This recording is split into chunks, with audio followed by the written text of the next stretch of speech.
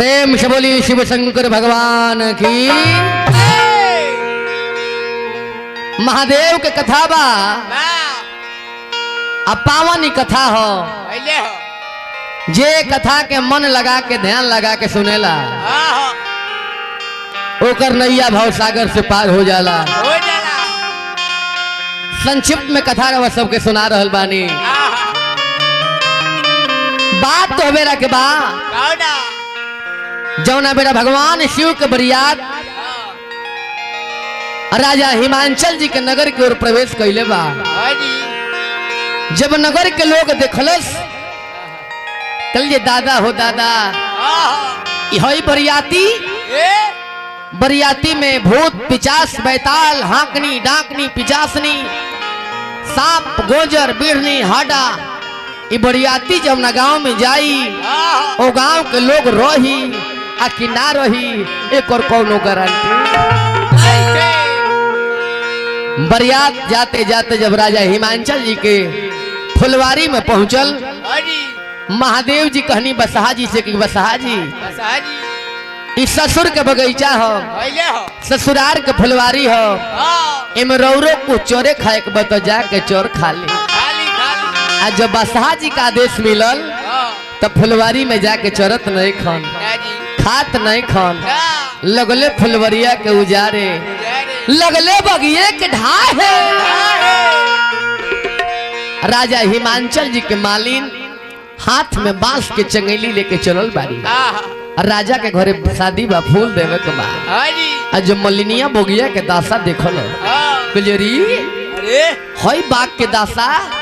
हई के उजारले बा के हई बोगिया तुरल ढाहल जाते जाते जाते मलिनिया देखल वही फुलवरिया में एगो पागल बौरा देही में भभूत लगौले बारन कमर में मृगा के छाला बा जटा बढ़ौले बारन गर्दन में अजगर सांप लटकल बा कान में बिच्छू के कुंडल बा वही फुलवरिये में बैठल बारन। मलिनिया का बुझा गल के होए ना होए ई बैला जौन बा तो नहीं बुढ़वा कह तरीका कि कौना माता वाला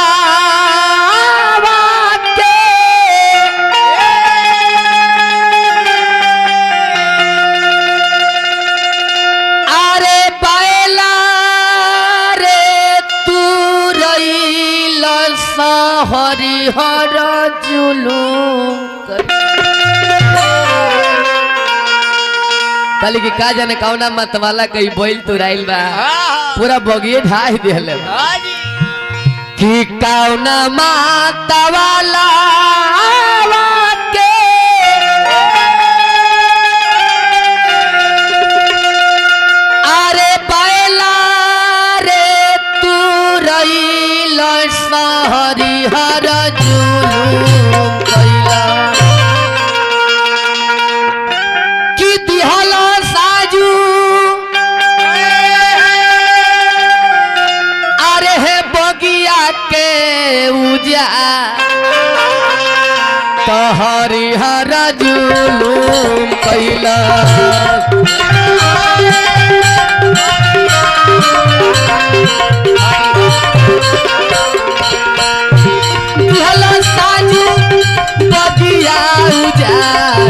हरिहर जुलूम कैला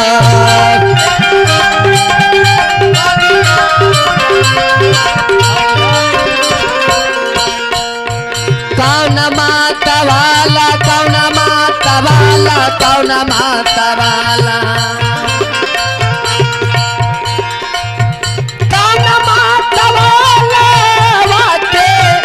बैला रे तुरैल सा हरिहर जुलूम कैला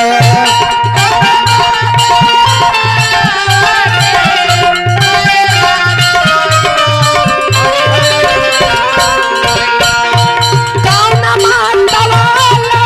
वाटे बैला रे तुरैल सा हरिहर जुलूम कैला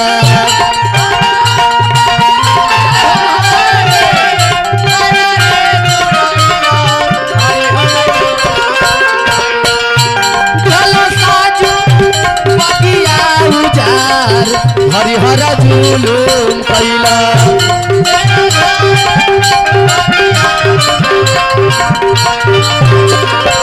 चलो साधु बगिया उजार हरिहर जुलूम कैला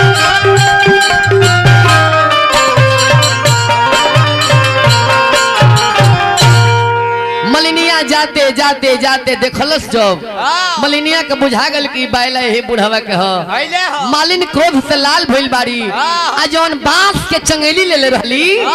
बांस के चंगेली मालिन के बेर चला के महादेव के जब बांस के चंगेली जाके महादेव का लागल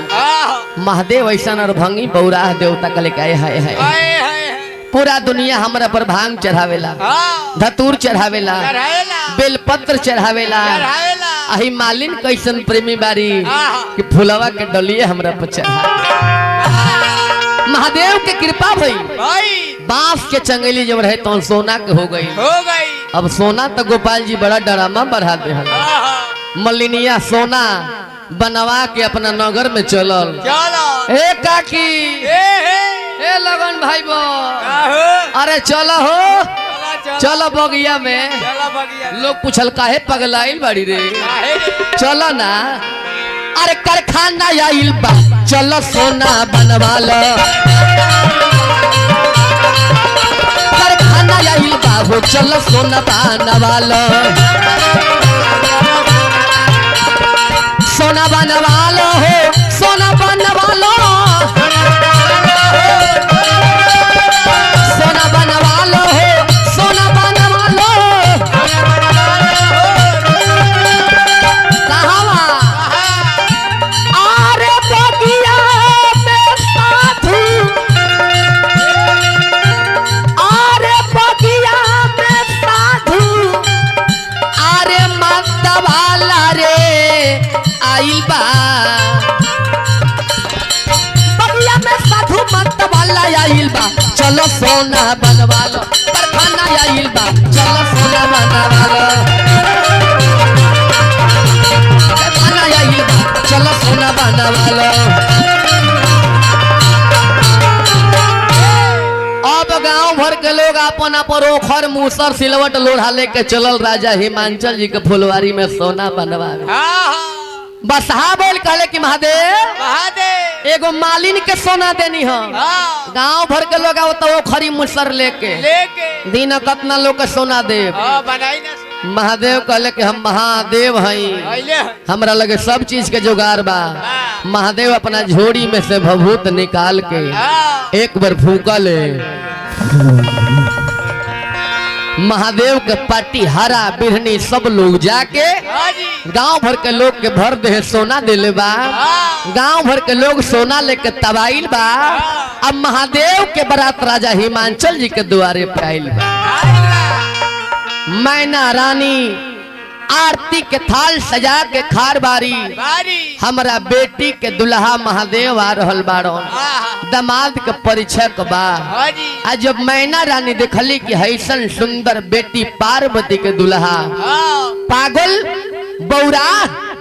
बैल पर चढ़ के आइल बाड़न देह में भभूत लगोले बाड़े मैना रानी क्रोध में आके आरती के थाल जो ले रहली फेंक देली कल की ना नारद जी ना भले बेटी तारा के लेके डूब जाई भस जाई मर जाए लेकिन ऐसन पागल के जोरे कबो तार ब्याह ना मैना रानी को तरीका कि मुहावा से आवो तटे गारी नारद काहे कोइला गदारी हो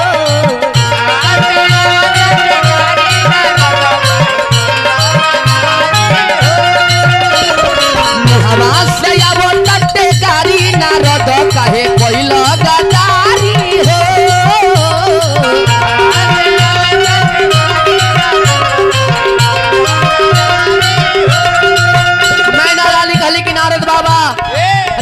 कहले रानिया कि हमरा बेटी के शादी महादेव से होता हई महादेव आइल बारे कहल कि दुल्हा महादेव हुए कहल कि दुल्हा महादेव हुए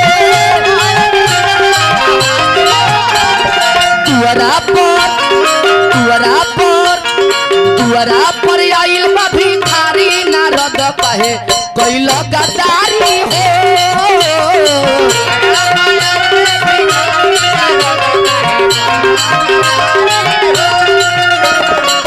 रात पर आइल कभी खारी नारद कहे कोई गद्दारी हो।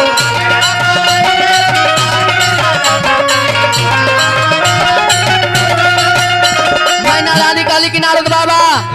भले बेटी के लेके डूब जाई धस जाई मर जाई लेकिन ऐसन बौरा पागल गांजा पिए वाला और भंगी का जोरे को बोबे बहना बौरा हमर से बेटी नहीं पिया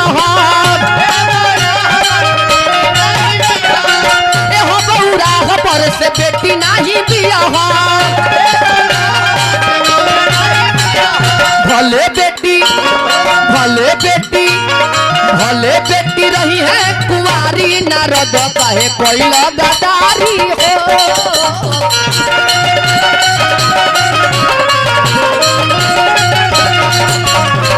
बेटी रही है कुंवारी नारद कहे कोई गद्दारी हो।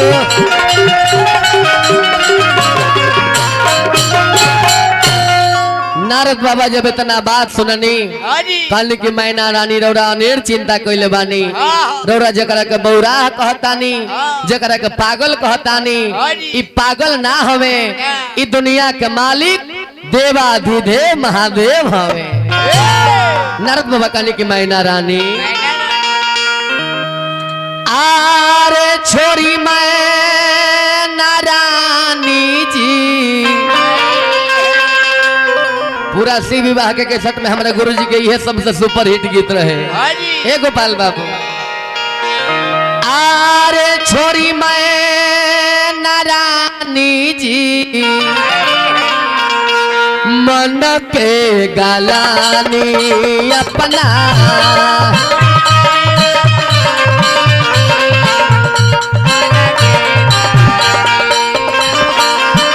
छोरी मैना रानी जी मन के गलानी अपना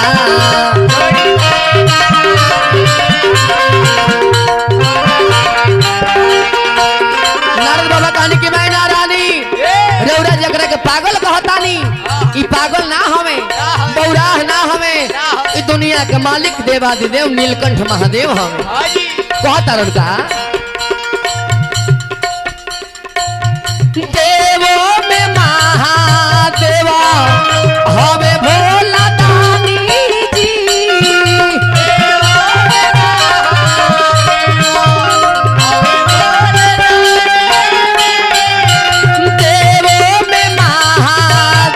हवे भोला दानी जी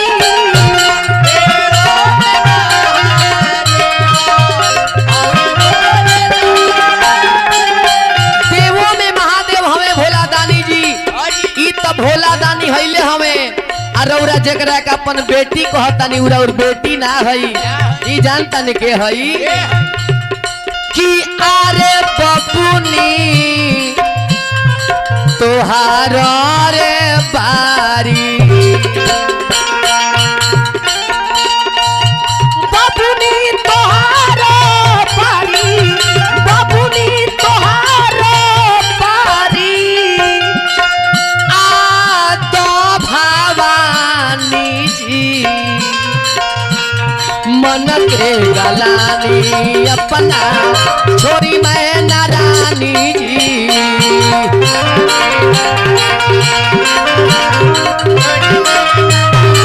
कहने की मैना रानी रौरा हमरा पर शक होता हमरा बात पर शक होता हमर नाम का हो हमर नाम है नारद जेकर कहल को वो रद ना होला वो कले के नारद कहल जाला और रौरा कैसे कहतन कि महादेव ना हो नारद बाबा कहने की मैना रानी रद नाही होला कहल नारद के पानी जी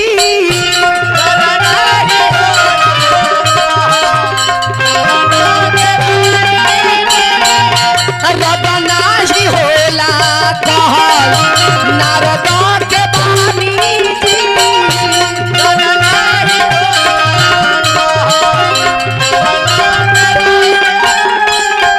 रद नहीं होला कहल नारद के बानी जी, लेकिन हमार बात बुझाई गोपाल जी के कारा जेकरा दिमाग हो से कारा कि आरे पूछी उहे समझी रे बतिया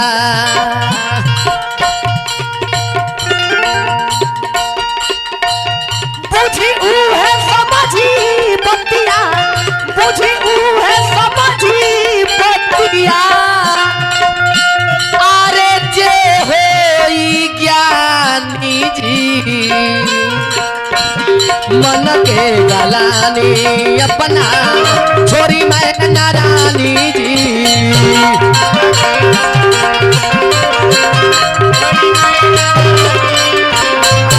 मन के गलानी अपना छोरी मैं नारानी जी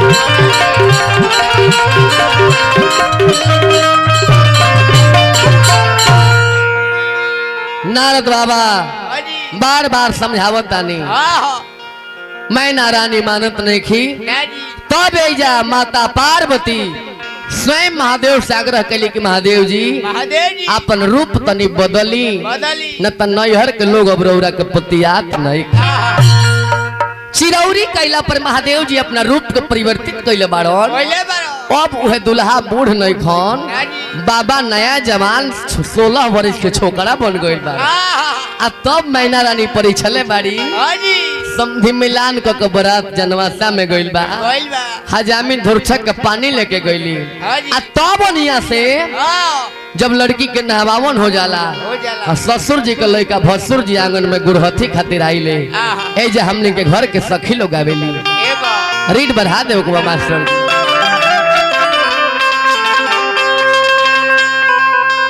ए जे हमने के घर के सखी लोग आवेली का गावेला लोग मास्टर की जा बात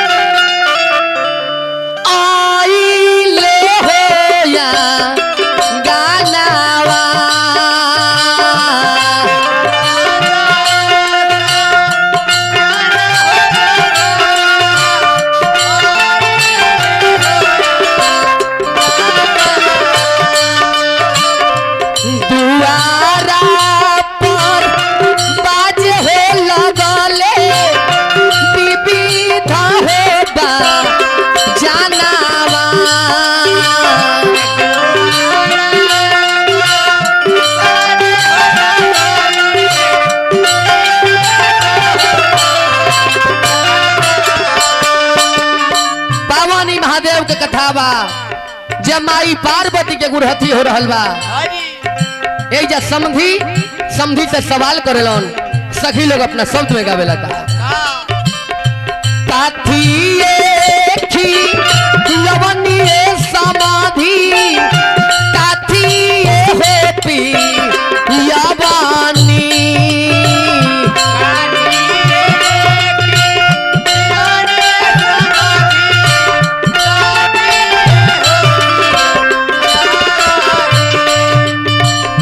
कवना पिजरा हर खनिए समाधि ऐसन सुंदर हो धियावा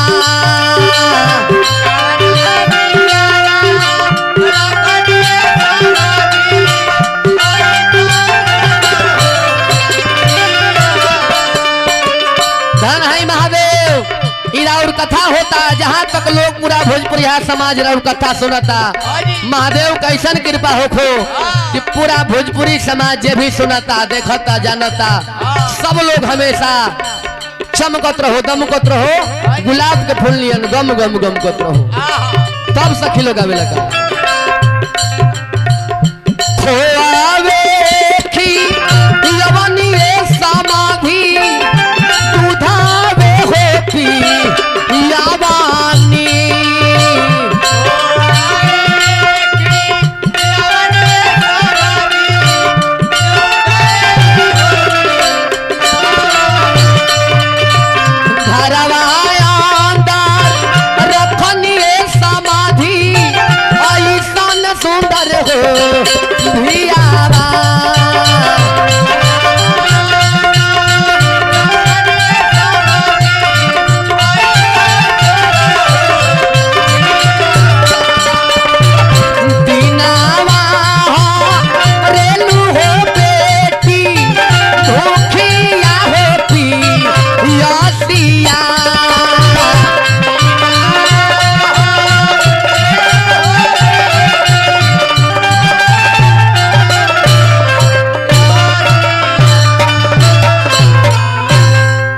गरुड़ जी आंगन से बाहर गइल बानी,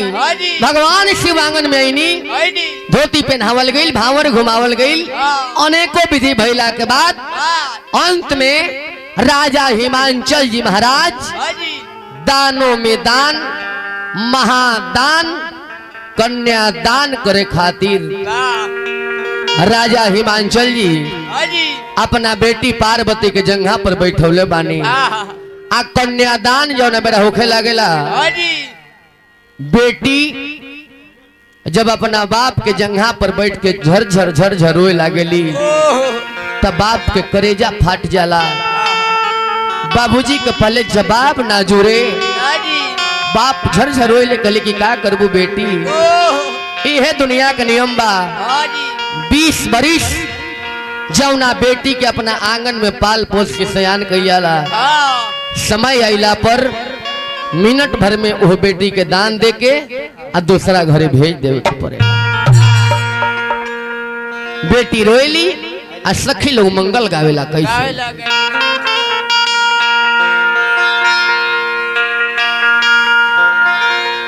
की जांघिया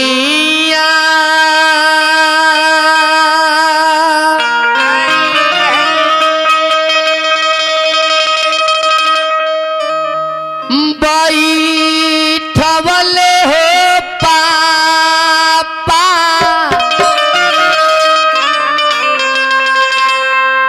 अपनी हो पुतरिया,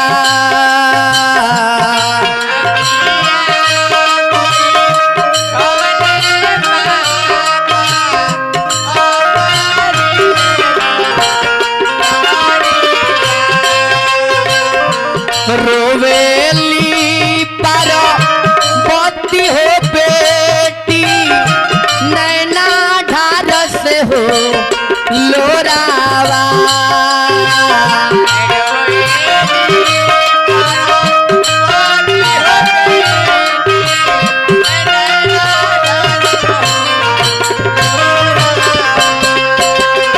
कन्यादान के समय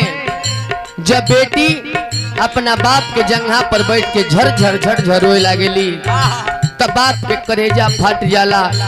बाबूजी के पहले जवाब ना जुरेला, बाप कहलन कि का करबू बेटी, इहे दुनिया के नियम बा, एकरा के हम बदल नहीं। बेटी अपना बाबूजी से कहली कि पापा किया हम हरहनी पापा जी चोरानी से हो चटानी,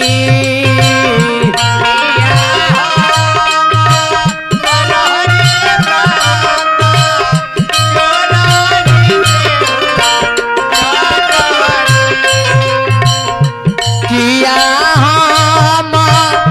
सभावा में पापा जी पगारी हो जू पवानी,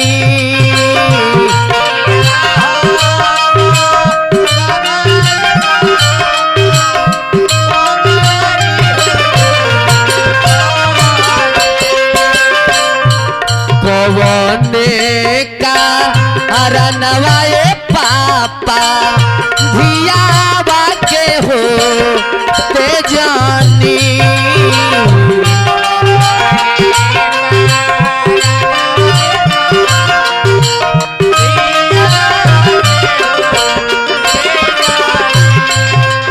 जब बेटी सवाल करेली तब बाबूजी कहले कि ना बेटी ना, कौनो गलती ना कइले रहलू, लेकिन जो दुनिया के नियम बा ओकरा के हम कैसे बदल दे। बाप कहले कि बेटी नहीं तो हो रहलू ए बेटी चोरानी से हो चटानी,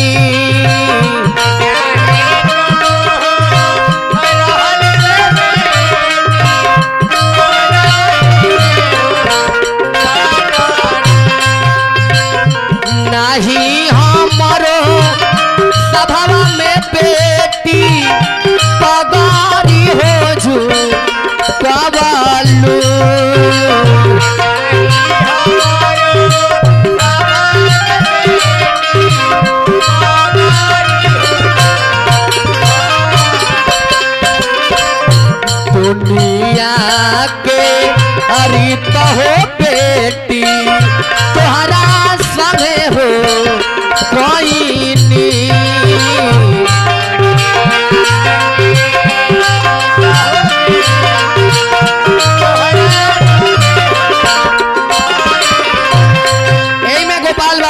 कन्यादान होला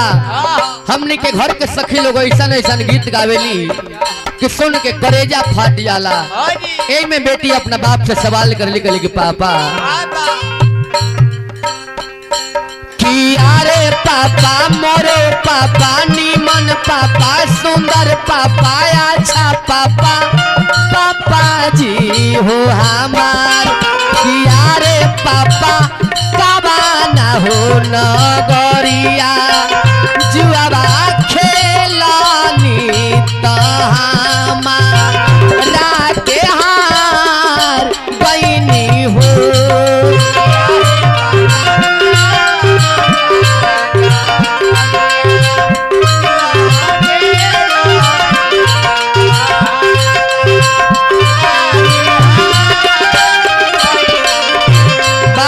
बेटी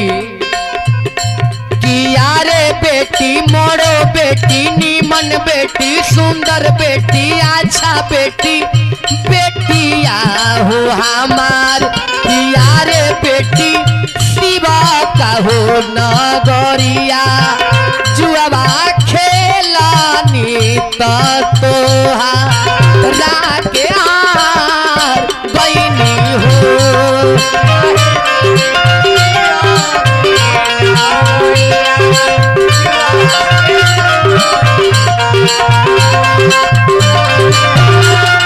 तो अरे पापा गइया हो बछड़ुआ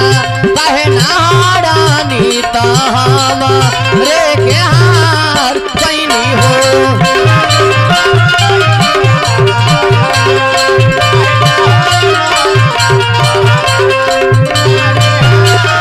तो अरे बेटी गइया हो बछड़ुआ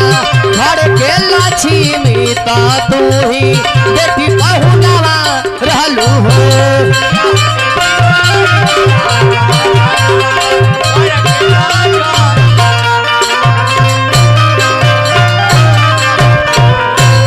कन्यादान भैला के बाद भाई लोग धार फोरल लोढ़ा छुआवल गईल लवा मेरावल गईल भगवान शिव माई पार्वती के सिंदूरदान कैनी। कोहबर भैला के बाद में सवेर के बेरा भगवान भोला दानी के साथ में माई पार्वती की विदाई भइल। प्रेम से बोल दी शिव शंकर भगवान की।